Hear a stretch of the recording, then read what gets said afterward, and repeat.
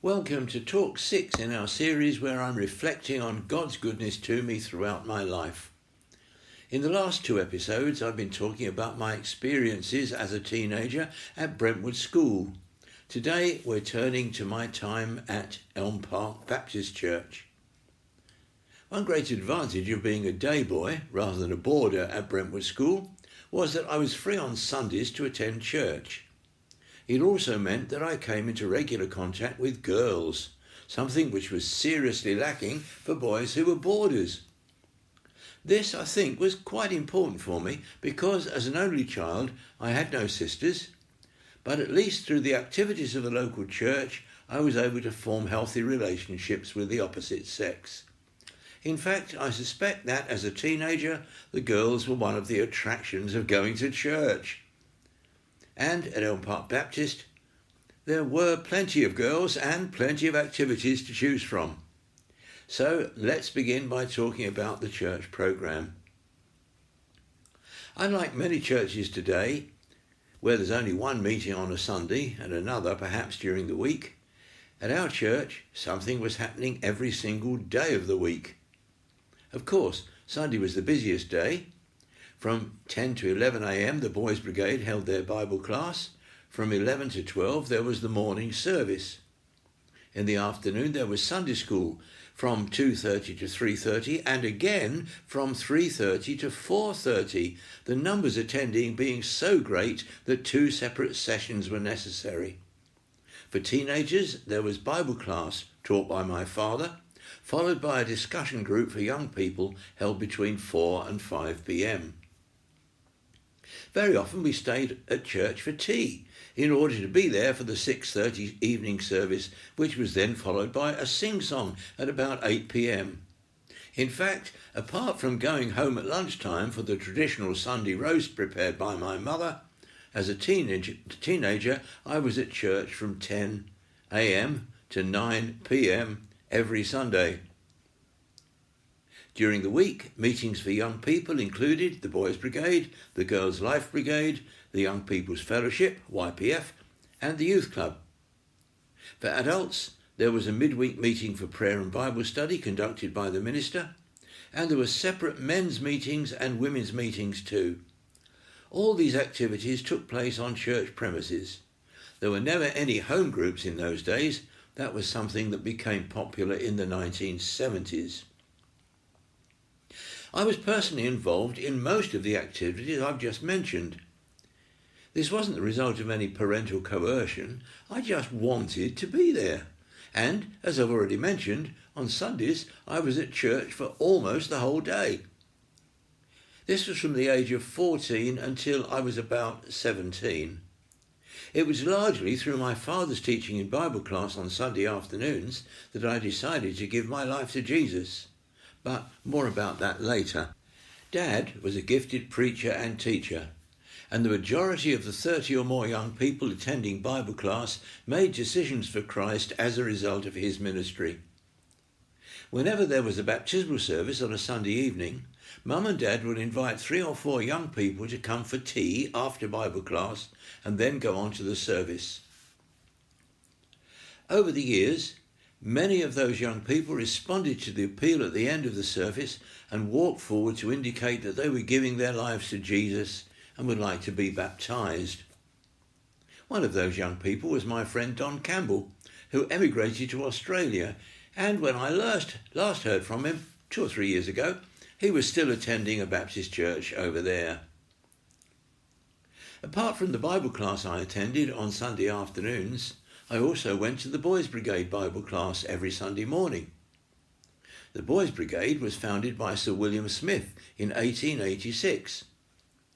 If I remember it correctly, and I think I do, its purpose was the advancement of Christ's kingdom among boys and the promotion of habits of obedience, reverence, discipline, and self-respect, and all that tends towards a true Christian manliness. As well as the Sunday morning Bible class, our company, which was known as the Second Horn Church Company of the Boys Brigade, held 2 other meetings each week. Tuesday evenings were dedicated to drill practice, where, after we'd been inspected to ensure that we were smartly dressed and our uniforms were being worn correctly, we learned how to stand to attention correctly, to salute the lieutenants and captain, and to do basic marching manoeuvres both individually and as a company. When I was 17 and had been appointed to the rank of sergeant in the Boys Brigade, I was awarded the NCO's Proficiency Star after demonstrating that I could give the correct commands for the company to make these manoeuvres on drill parade. Of course, all this was exactly the same kind of thing the other boys at my school were doing in the CCF. And I realised that some might see my being in the Boys Brigade as quite inconsistent with my refusal to join the CCF on the grounds that I was a conscientious objector. However, unlike the boys in the CCF, in the BB we were not taught to use military weapons. On Fridays, time was given for more recreational activities and opportunity was given to learn to play the bugle or a drum. After a couple of attempts at making the right sound come out of a bugle, and it's by no means as simple as just blowing, I decided it wasn't for me. This was partly because at the time I found it difficult to sing in tune, and I realised that if I couldn't sing properly, I probably wouldn't be able to keep in tune on the bugle either. And sadly, all the drums were already allocated to other boys. But perhaps the best thing about the BB was its annual camp. This took place every year during the school summer holidays. Wherever it was held, it was always within walking distance of the sea. My first camp was a great adventure for me, as at the age of 12 I'd never been away from home without my parents. It was held in Muddyford on the south coast of England, and I loved it. I actually went to BB camp on 6 occasions: Muddyford in 1951, Highcliffe in Dorset in 52, Walmer in Kent 1953, 54 and 55, and Corton in Suffolk in 1956. It was fun sleeping in a field with 6 other boys in a tent, each with a straw-filled sack called a palliasse, not spelt that way but pronounced that way, as a mattress, your kit bag as a pillow, and only a couple of rough, rather itchy blankets to keep you warm. If sleeping bags were invented back then, we certainly had never heard of them. I say it was fun, and it was. Just rather uncomfortable fun. And of course, the first night we hardly slept. And when we did finally get to sleep, it wasn't long before we were awakened by the musical notes of the bugle playing Reveille. Time to get up, get washed and dressed, and go to the toilet. The toilets were latrines, just holes in the ground dug the day before by the advance party who had travelled down earlier to prepare the campsite. And the washing facilities were just metal bowls of cold water on trestle tables. Every day was punctuated with a variety of bugle calls, summoning us to fall in a line outside your tents, or telling us that the next meal was ready, and so on until the final call of the day, which was lights out. Apart from meal times, activities included getting your tent ready for tent inspection each morning, doing chores like peeling potatoes, otherwise known as spud bashing, going down to the beach for a supervised swim, leisure activities such as football and cricket, and a certain amount of free time. There were also various devotional activities, like a service in the marquee on Sunday mornings, and, if I remember correctly, a Bible reading and short word from the camp padre after breakfast on other days. But for most boys, the majority of whom did not come from Christian homes, the religious bits were something you endured rather than enjoyed in order to be allowed to join in the fun that the other aspects of BB had to offer. In fact, as far as I know, sadly, Very few of the 50 boys in the company ever made a decision for Christ. The benefits for me, however, were inestimable. BB instilled in me the need for personal discipline and loyalty. It gave me the opportunity to mix with boys who were from a very different social background from most of my friends at Brentwood School.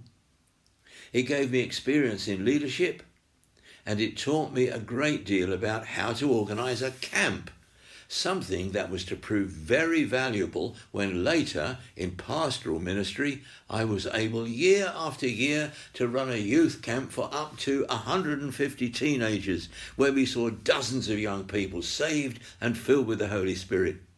But that's a story for a later talk. Apart from the uniformed organisations like the BB and the GLB, Girls Life Brigade, a title later to be abbreviated to Girls Brigade, there were 3 other weekly opportunities for young people to meet together. I've already mentioned the teenage Bible class led by my father on Sunday afternoons, but I also attended the YPF, Young People's Fellowship, on Friday evenings and Youth Club on Saturday evenings.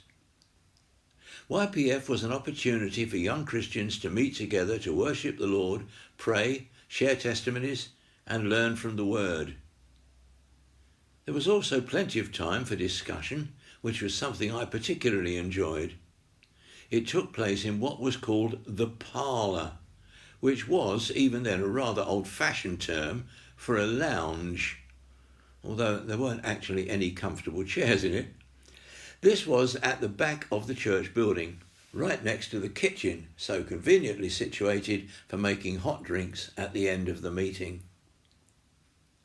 The youth club was primarily intended to be an opportunity for evangelism.